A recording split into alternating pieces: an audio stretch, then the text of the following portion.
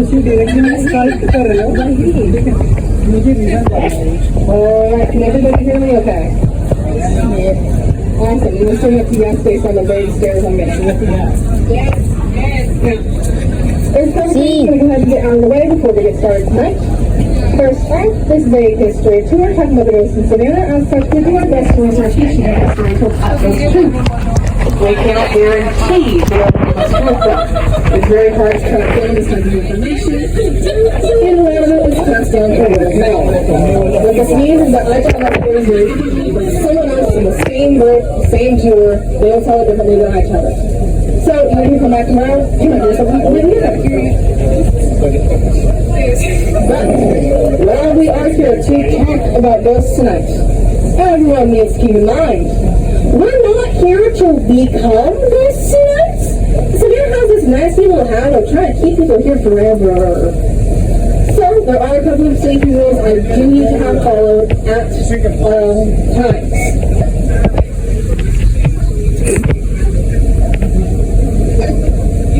Rule number 1. We are going through the historic district tonight. The houses and monuments aren't the only thing. James Overthorpe. The roots are as well. What that means is they are very funky. So, we cannot stand up at all for any reason while the trolley's moving. Or even if we're at a red light or stop sign. If we don't notice you, all it takes is that one little bump. You will go flying out my windows, tumbling over my seats, and falling into my aisles. We don't want that happening, okay? So, stay seated. See how we're going to treat it like a game of red light, green light? These upper lights are on. You can move. If they're off, you should be seated. Just like red light, green light, alright? Rule number 2 is that once these beautiful, wonderful open windows, I know they're amazing. Wait, some good airplanes, some good pictures. They are not deities. We do not need to offer any sacrifices, okay? Also known as please don't stick anything out of the windows. I understand you want to take a good picture. You can do so from within. Alright, we're trying to reach all the way out here and take it, alright? If you lose your phone or your pen, please be aware we will not be going back for it. If y'all think I'm joking, let me inform you that the mirrors on these toys have been bashed off more times than I can count. Okay? We're being serious. Rule number 3. This one's due to Georgia law. There is nothing we can do about it. We certainly don't want to get pulled over tonight. So, there cannot be any use of alcohol or tobacco on board, including chewing tobacco and vaping as well. Then, you don't get pulled by cops. That really ruined tonight's tour. Rule number 4, I'm going to ask everyone to take their cell phones and put them on silent.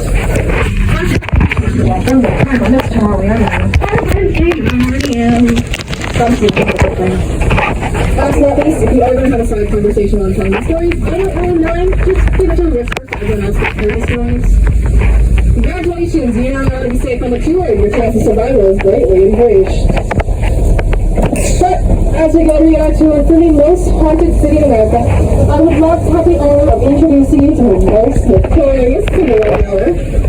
Today's will not me. Instead, I would like to introduce you to your driver, Ashton.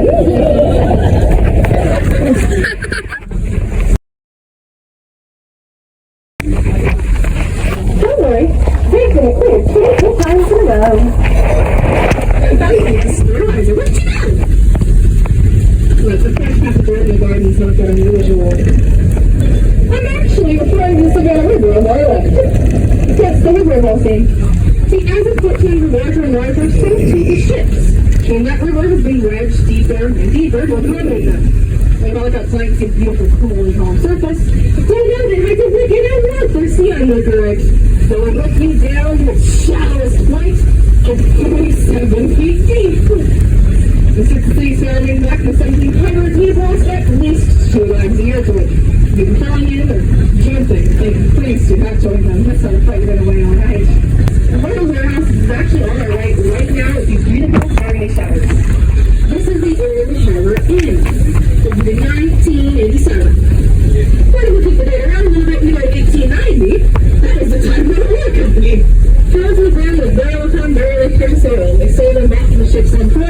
and they made a lot of money doing so. But with everything good, there's going to be some bad. And then I came in the form of a fellow called Hank. Hank was known for being very fiery tempered, he would argue with literally anyone, be it the factors or even his management. However, to tell the straight story is how did he keep his job as long as he did? He was constantly arguing with people. Why your body was all cold, right?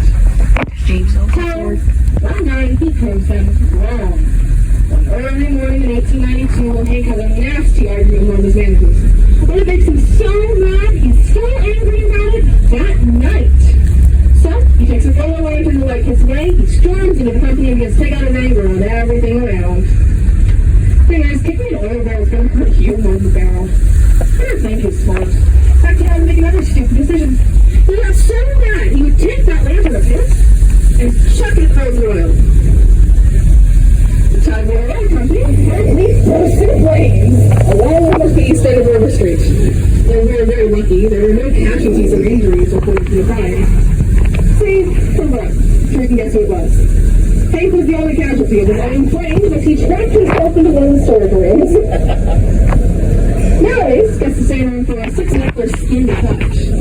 Only if you finally get interrupted, it all vanishes. No smoke, no fire, no alarms, no one else panicking, it's just Hank. Still trying to smoke out his old bathroom. In my opinion, I think he's the only one getting burned there nowadays. If you make any up for it, I didn't want to direct our attention more quickly to YouTube. The one of called to one of the very famous states. Nowadays known as the Pirate Town. Proud of the Pirate Town. Today some of the zero pirates, the privateers, stand to tell tales of the pirate community. Which they weren't the most successful one because, I mean, we were ready to die on the sea when you had a good life here. No one, that's all. So, those privateers switched to less than legal hiring practice. Something a little something extra to the bartender. Providing the second little something extra to the patrons. The patron would then be carried unconscious through the tunnels and driven on a ship. When you pick up next morning, one for town or shining up the air. As usually referred to as getting shanghaied. We'll direct our attention over to the right side of the tunnel. We'll see this gray little Trustees. That's the pirate house. If they pass by by taking at least a glance in the upper can be a little bit strange. And what it will have? Clearly one of the people in my next story. But before I begin this next story, I do want to see if anyone has a little more background information around those quite pretty skulls of yours. So, don't be shy. Raise your hand if you know who Ed and Lorraine Warren are. 1, 2, 3, okay, there you go. 4. You're probably most likely to survive this tour. Oh yes! Now I'll give you a brief rundown. They're very famous paranormal investigators. And first, you must get the annual horror case. And even you still have no clue what I'm talking about. I promise you, you've probably at least heard of the results of our work.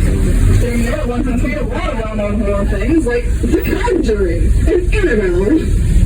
At one point, they came to Savannah. The pirate's house, character, and by them to explore, normally forbidden, upper after once in a particular having was a medium. One night rolled around that medium was really late, so he calls us ready to get in there as fast as he can. He steps in a vehicle on the sidewalk, then looks up and there's 3 windows. And he sees 3 distinct figures standing at each window staring at him. Well, he may be a medium so right there, but must be the Warrens knew. They simply stay without him. It makes sense. After all, he was running late. So he rushes in to catch up. Swinging open the front door to find Adam Lorraine Warren sitting downstairs in the table. And yet the manager was running even late. And yet Cyrus was still left because the manager was the only one with the key. That's like the question, who will the greatest? Kentucky only had to do you. They stopped and say when he left the voices from the downstairs cellar where that tunnel comes out. He told us, there's no one alive down there, and they already got dead body in the west.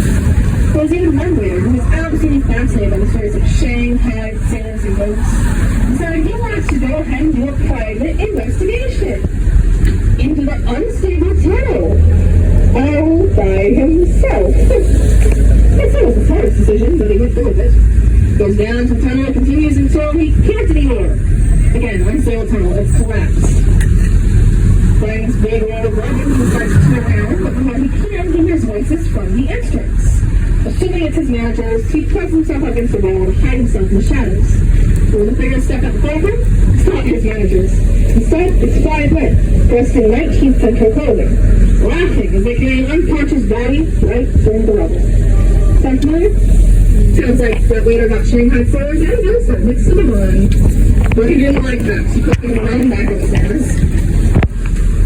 Now, in a city that is so crowded with the dead, it's actually really hard to stand out and make yourself known. Yes, Smith will do so in a violent manner, like Hank, but he got his own variety in a restaurant and sales a true celebrity. And she makes her girls know in a much more faithful way. Unfortunately, the Christian has one of the legend more than most. Some stations want Savannah's arranged marriage, so other stations are honoring heroes and proudly yelling and sailing, but holding out for a good time. The moral of the story always ends the same. Miss Anna throwing herself removed to her farm to her death. The next sensation then throws her up life. In fact, nowadays she's found herself a new hobby. And makes her to stay in her room. And details which you can find on your left. It's Nick doing it in more for something our language. The kid boy is up on the second floor near the fifth window. I'm saying that because according to my last 2 groups, Anna is deciding to say hello and she's showing up on her window tonight. So when you see her, when you look back, she loves the attention. She's a funny little reason, huh? Hi, Anna. Bye, Anna. Please open there. Watch her on. She's such a doll, isn't she?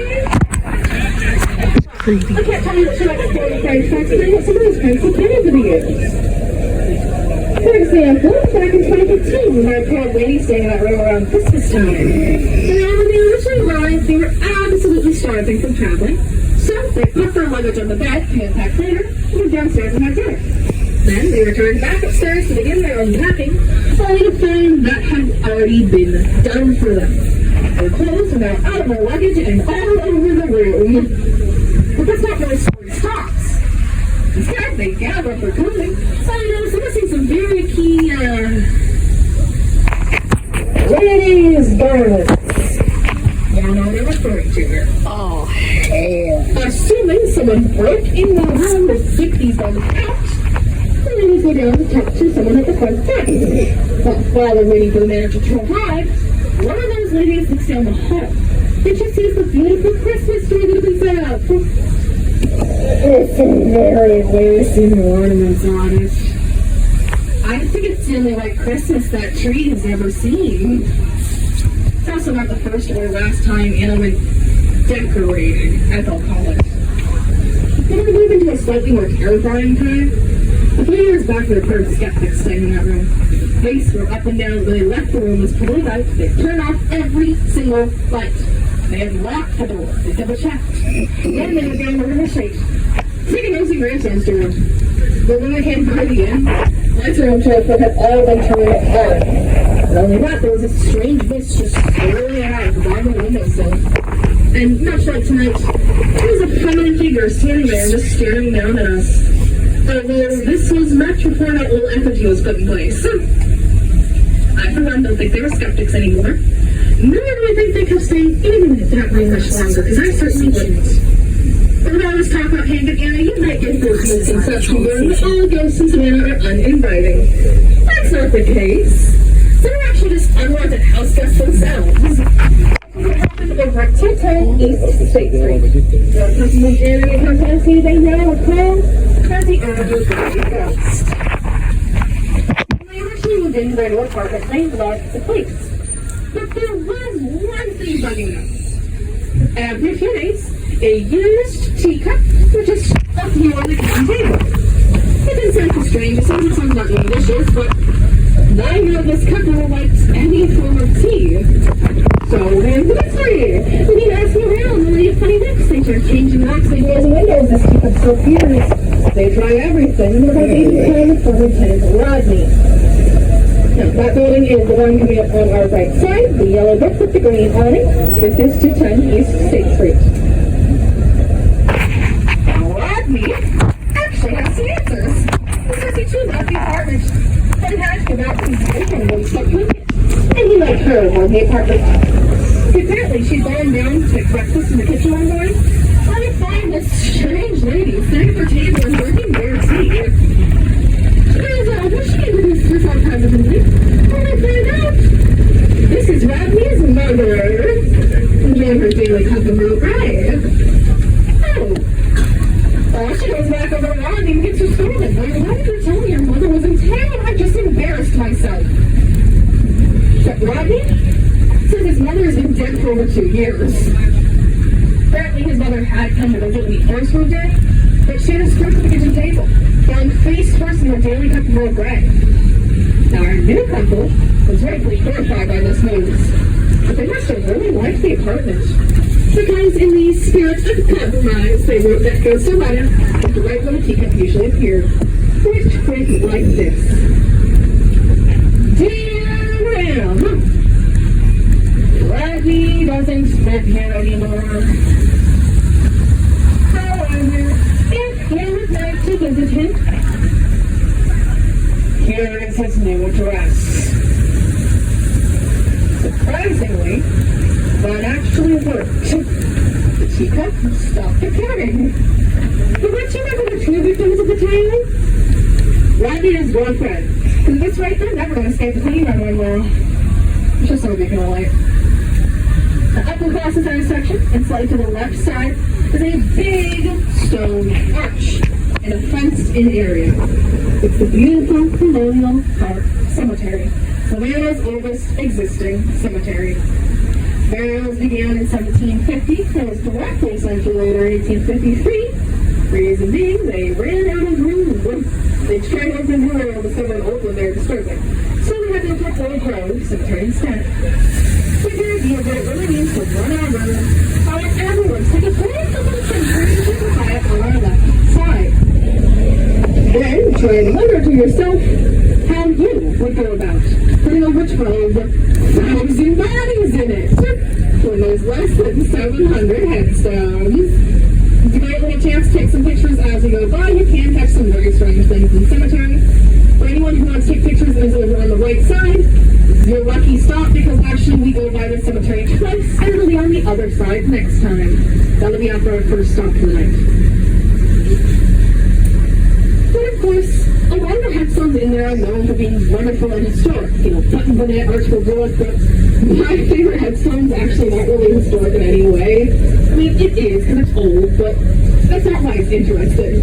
It's interesting because instead of the normal epitaph, you know, loving son, doting mother, ray of sunshine, instead has it advertising for a local brewery that no longer exists. That's not creative advertising. But if you are going to have a headstone when you die, please be very careful who you put in charge of it. Don't end up like that poor soul, okay? As funny as it is, I don't think that's what he wanted to be remembered for. Because we have left the cemetery behind. That was his time check for our first stop, the end of Lewis. The home was completed in 1839 by New York architect John Norris, family owned his family here in Savannah. And was started by Miss Juliet Gordon Lowe. One of my former Girl Scouts back. Come on, raise your hands. There's always a song, right? Any of y'all tell me who Juliet Gordon Lowe is? Good! You guys were in sync. That was impressive. For anyone who couldn't hear, Juliet Gordon Lowe is known as the founder of the Girl Scouts of America. This is where she lived, founder of the Girl Scouts, and then died in 1927. After that, the home was sold.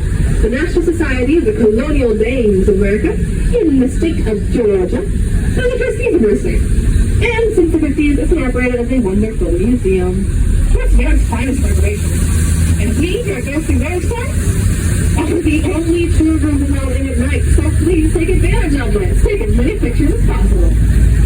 However, keep in mind it's still a museum. There are rules we have to follow. Rule number 1. We can't touch anything in the home, and I mean anything. Tables, chairs, doors, door frames, walls, all that's included. We can't touch them. Including when you're upstairs looking into the bedroom floor. I know you don't have to put your cell phone here and lean over the door frame as you take those pictures. Please be careful, you do not in the bedroom.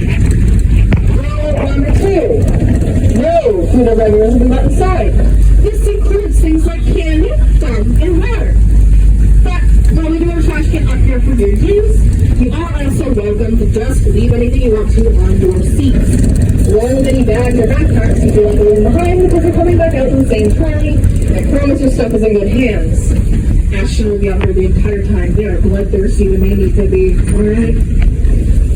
Rule number 3, no flash photography.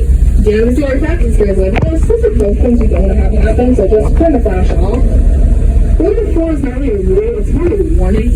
Many from inside the home, you need to feel like you are being watched.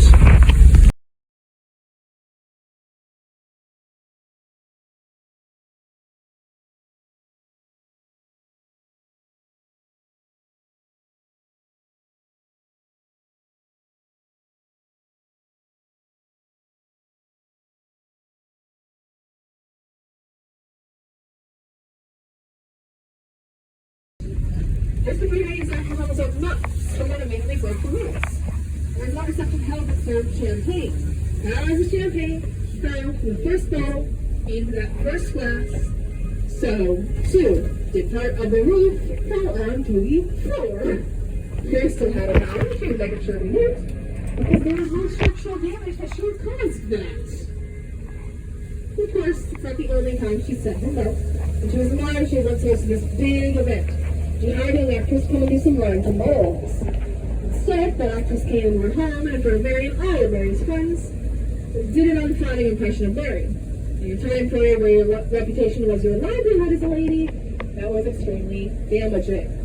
So in response to a bit of overkill, Mary forbade both the actors from ever stepping foot on the property, including to this modern day. But again, Savannah rules, we don't like them. So, in 2022, Miss Helen, the young actress, was hired to go into the Telephone Mansion and portray Mary Telfair. Surprisingly enough, the event actually went really well. She dressed in full costume, by all accounts, gave a great performance, and went to bed feeling very proud of herself that night. Until a few hours later, she was woken in a cold sweat. Because standing at the foot of the bed was the actual Mary Telfair. He then began to scold the actress. But not really as you expected. They were cool. Still, when we're married at the times was terrible. Turns out, they were the critic. I guess there are some better do all day. So then we talked about plenty of more light content next time. We talked about funny little stories, some history. But I do want everyone to remember that Savannah may be known today as like a little historic town. In reality, we're a town that suffered so much tragedy that we thought this town was doomed multiple times. One of our most well-known tragedies is the one that shares our name, the siege of Savannah. In 1778, Savannah was occupied by British forces. We didn't like this. Again, Savannah really standing back in the line usually. So, in 1779, we decided we wanted to try and retake our city from occupying British royal forces. But we are incredibly fully organized, and they are extremely well enriched or internal about. As a result, our battle with them lasted 55 minutes. Can't even feel it. That is less time than this tour takes. And when the smoke began to clear, over 1,200 may die or die. What makes this worse, that out of that 1,200, only 50 was marching on forces. That's how bad they rest. Put it into easier to understand terms, that's 1 in 24 English. And the flag of truce to guard the bodies where they lay. And that has resulted in 3 mass graves. So they have been disturbed over the years. And that was interesting that when they were disturbed and they unearthed all these relics of the time and their bodies themselves, while many of them were disintegrated with the lives of touchers, others were strangely well preserved. Some of them even still had hair clinging tight to the skull.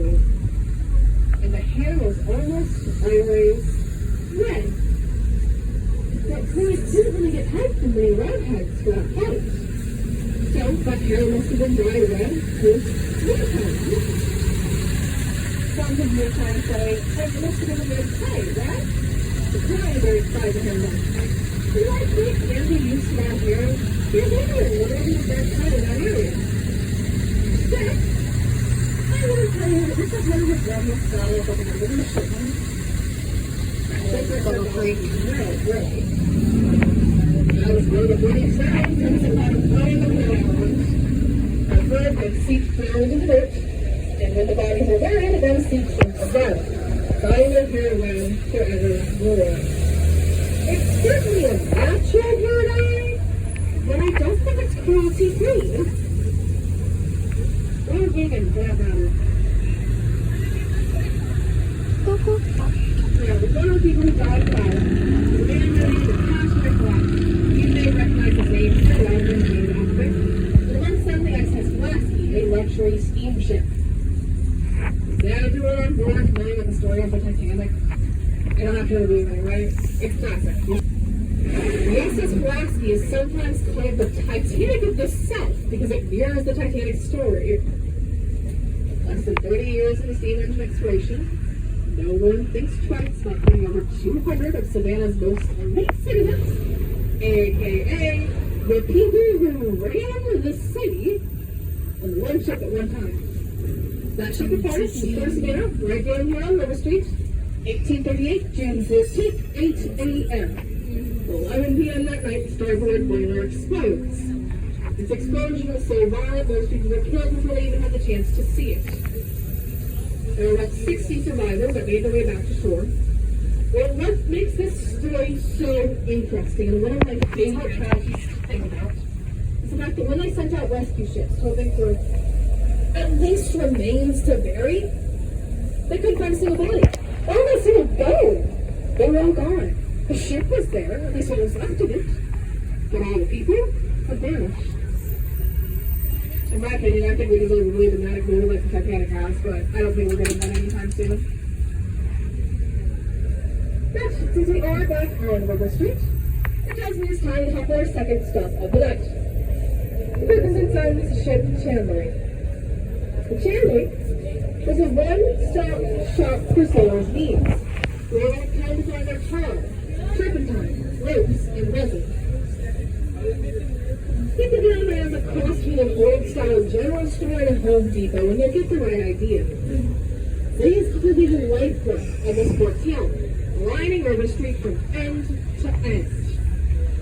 Obviously, many of them have since been turned to the restaurants, bars, and shops you find tonight. Nowadays, they're more suited for serving tourists and locals than factors and sailors. Recognize signs?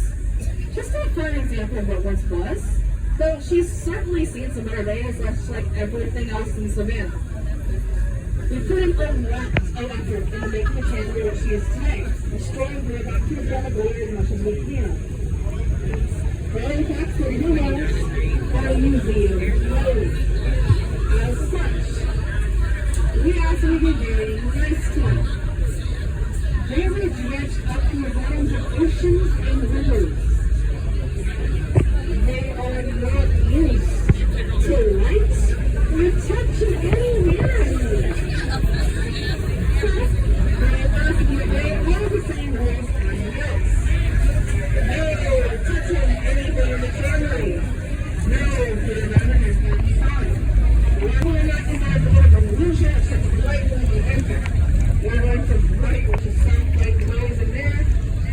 And your brain perceives it as almost absolute darkness. I promise you, it's not. Your eyes will very quickly adjust. It's actually pretty bright in there. So please don't go taking out any flashlights on. As you go down, and you get off first, click what you did or whatever there are. Let you guys in the front room.